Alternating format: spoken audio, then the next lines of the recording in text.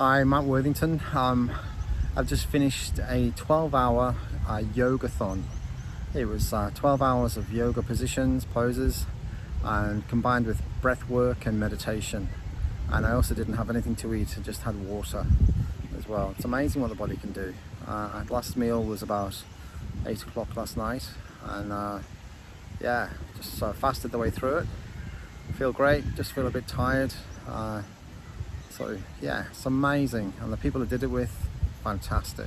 And we're raising money for multiple sclerosis, so that's what we did it for.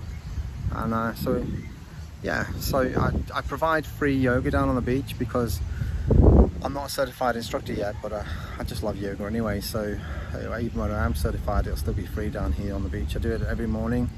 On my work days, I get down here at 6 a.m, usually finish by 7, and then I'm off to work. And my days off are Saturday, Sunday, Monday, and I come down at 7 o'clock here and do an hour or so free yoga on the beach here, just next to the